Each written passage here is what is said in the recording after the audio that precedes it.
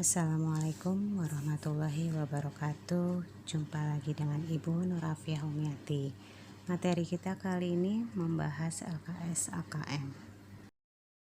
Baik, kita bahas soal nomor 1 sampai dengan 4 dari teks yang pertama.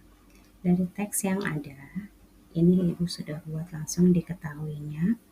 Ada toko A sampai dengan toko F, masing-masing memberikan diskon dan voucher yang berbeda. Sekarang kita cek pernyataannya benar atau salah. Pertama, besar voucher toko A sama dengan voucher toko G. Dari yang sudah ada, A itu vouchernya 100.000, G vouchernya 50.000. Berarti sama atau tidak? Ternyata tidak sama ya, maka pernyataannya salah. Yang kedua, besar diskon toko C sama dengan diskon toko F. C diskonnya itu 10%. F juga memberikan diskon 10%. Berarti sama ya. Maka pernyataannya benar. Ketiga, barang dengan harga yang sama akan jadi lebih murah di toko D jika bandingkan dengan toko C. Posisi harganya sama ya. Tapi kalau di D nanti dia akan mendapatkan diskonnya 15%. Sementara di toko C mendapatkan diskonnya 10%. Lebih besar diskonnya, maka belanjanya pasti akan menjadi lebih murah. Berarti benar juga pernyataan yang ketiga. Masuk akal ya, paham ya untuk yang ketiga. Yang pernyataan keempat, lebih menguntungkan bagi pelanggan berbelanja barang senilai 100.000 di toko A jika dibandingkan dengan toko G. Berarti kita belanja 100.000, tapi kalau di toko A akan lebih menguntungkan. Kenapa? Karena nanti dapat voucher 100.000. Sementara di toko G belanja 100.000, vouchernya akan dapatnya 50.000. Maka memang sudah pasti ya lebih menguntungkan di A. Maka pernyataan yang keempat pun juga benar. Sampai sini bisa dipahami ya. Masuk ke nomor 2, Andi mempunyai uang 200.000. Ingin membeli jaket di toko G sebesar Rp250.000. Tetapi karena habis di toko G, maka Andi berlari ke toko E. Karena di sana ada dengan jaket dan harga yang sama. Jika di E, maka akan kembali berapa uangnya? Dengan harga jaketnya 250. Jadi seperti itu kita lihat. Ternyata di toko E itu akan mendapatkan diskon 30%. Harga jaketnya 250.000, berarti dia akan membayar berapa? Maka dia akan membayar, karena mendapatkan diskon 30%, jaket yang dibayar tinggal berapa persennya? Tinggal 70%-nya. Kita pakai cara cepat, masih ingat ya yang Ibu kasih kemarin sebelumnya? Dikalikan Rp250.000. Maka yang harus nanti dibayar jaketnya harganya menjadi Rp175.000. Berapa kembaliannya? Maka uangnya akan kembali 200.000 dikurang Rp175.000. Maka kembalilah Rp25.000. Nah, bisa dipahami ya. Sekarang kita masuk soal nomor 3. Masih dengan teks yang sama. Ini masih nyambung ya teksnya. Sekarang bisa memilih lebih dari satu jawaban. Maka kita cek semuanya nih, apakah A, B, C, D benar atau salah. Barang yang dijual di toko A sama dengan barang yang dijual di toko G. Tetapi membeli di A lebih murah daripada di G. Kita masih ingat ya, tadi kalau A akan mendapat vouchernya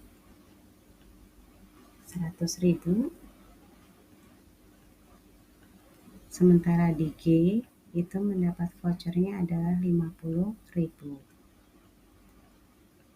Maka bisa dipastikan membeli di A akan lebih murah daripada di G.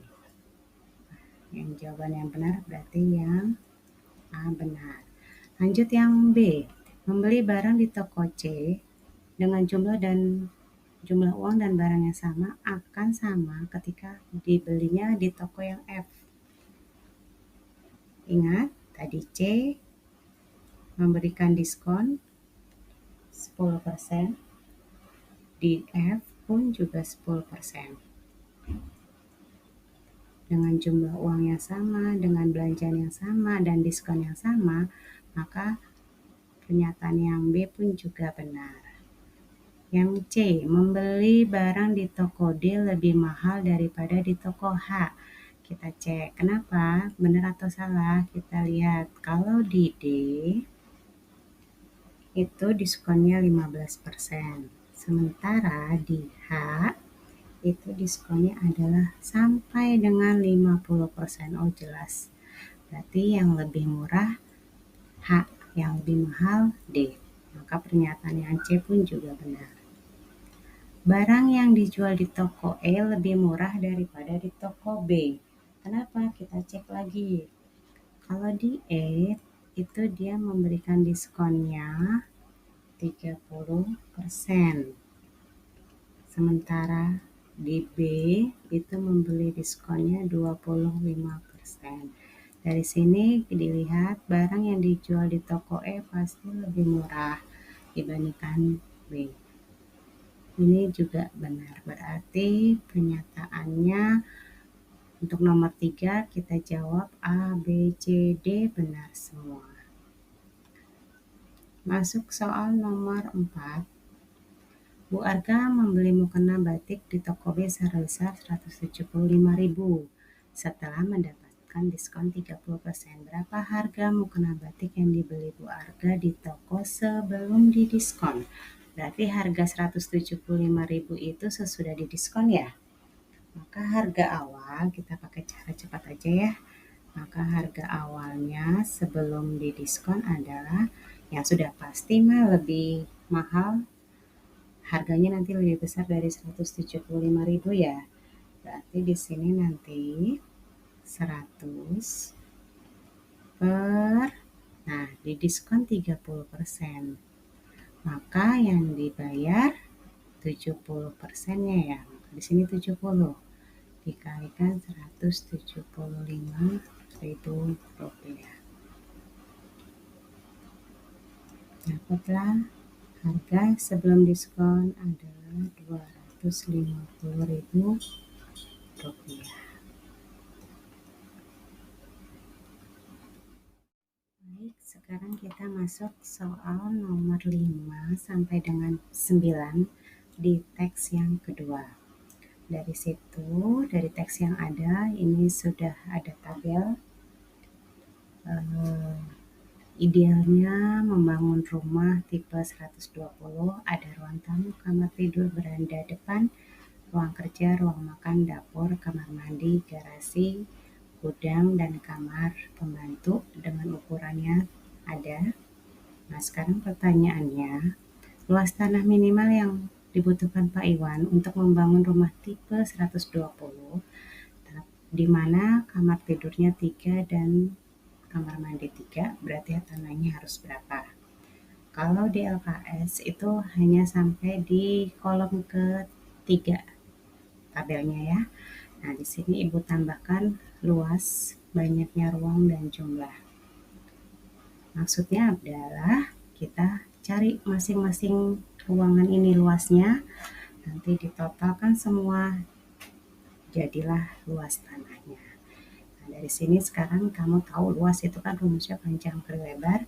Kita hitung ruang tamu berarti luasnya berapa? 3,5 dikalikan 3. Dapatlah 10,5 dengan satuan meter persegi ya.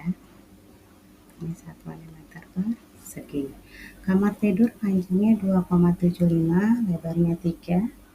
Itu kalau dikalikan berapa jadinya? 8,25. Beranda depan atau teras 1,8 dikali 3, itu berarti nanti luasnya adalah 5,4. Ruang kerja panjangnya 3, lebarnya 3, dikalikan 9. Ini juga 9. Dapur 3,5 dikalikan 2,5, 8,75.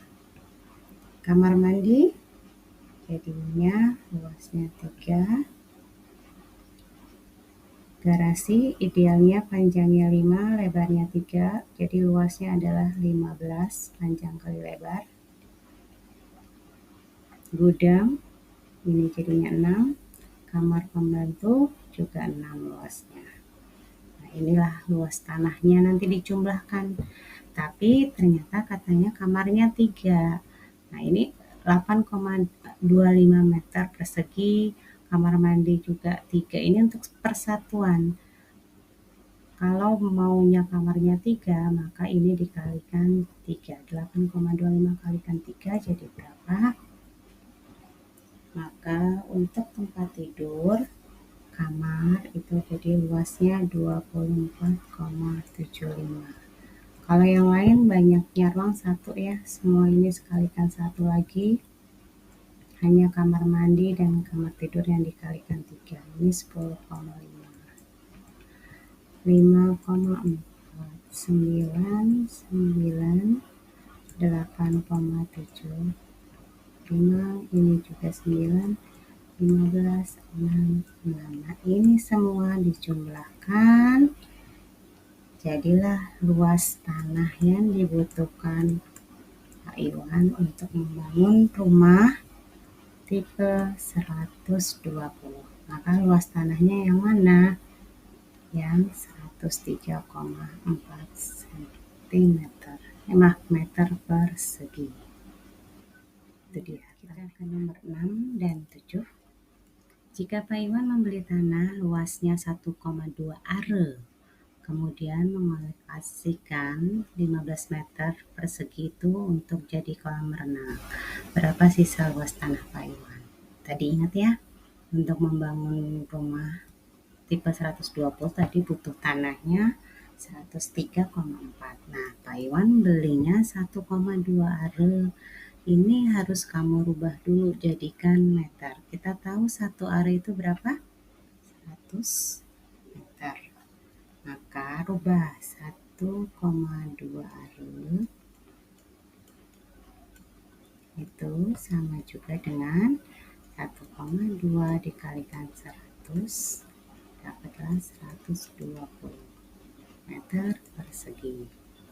Nah, mau dipakai kolam renang, jadi ditambahkan kolam renangnya 15 meter. Berapa sisa tanah keseluruhan? Tadi saat membangun rumah, kebutuhannya adalah untuk rumah. Tadi ingat, dipakai membutuhkannya 103,4. Untuk kolam renang, itu butuh mau menggunakannya seluas 15 meter. Nah, ini jumlahkan yang terpakainya. Yang ininya dulu nih. Itu dijumlahkan 100 berapa jadinya? 18 ya. 118,4. Maka sisa tanah barulah sisa tanah luas tanah keseluruhan 120 dikurang 118,4, maka sisanya 1,6 meter persegi. Berikutnya nomor 7, ini ada beberapa pernyataan, dicek mana yang benar. Cukup dengan lahan 9 meter persegi, Pak Iwan akan mendapatkan ruang kerja yang ideal. Ingat yang sudah kita kerjakan tadi nomor 5 di tabel, ruang kerja ideal, butuhnya tadi masih ingat ya 9, maka pernyataan yang pertama benar. Pernyataan yang kedua kita cek. Cukup lahan 5 meter untuk membuat gudangnya. Sementara gudang tadi kita harusnya 6. Ini berarti salah. Yang benar harusnya 6 meter. Berikutnya, ketiga, cukup lahan 6 meter untuk membuat kamar ART pembantu. Jadi butuhnya berapa? Ya, 6. Cukup lahan 9 meter persegi, Pak Iwan dapat membuat 3 kamar mandi. Ingat ya, tadi 1 kamar mandi butuhnya berapa? 3. Tapi untuk membuat 3 kamar mandi, berarti kita butuh 9.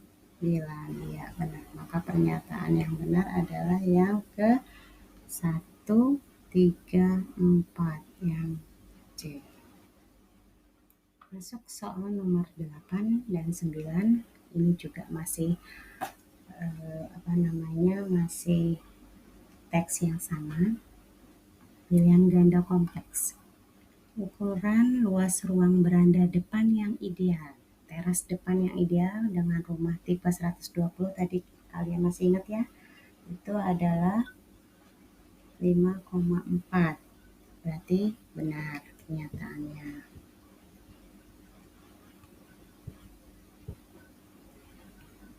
Tanah yang dibutuhkan Pak Iwan untuk membuat 1 kamar tidur yang ideal adalah, jadi kamar tidur panjangnya 3,5, lebar 3, maka idealnya adalah 8,25. Benar ya, tekan 1. Ruang tamu yang dibuat Pak Iwan luasnya adalah 10,5 yang idealnya.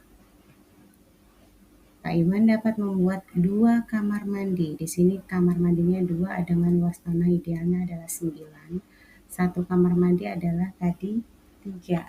Harusnya kalau butuhnya 2, dia 6. Jadi pernyataannya salah.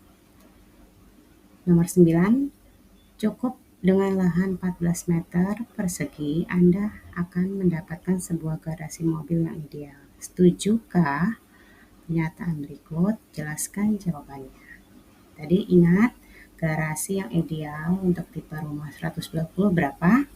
Ternyata harusnya garasi yang ideal itu adalah 15 meter persegi.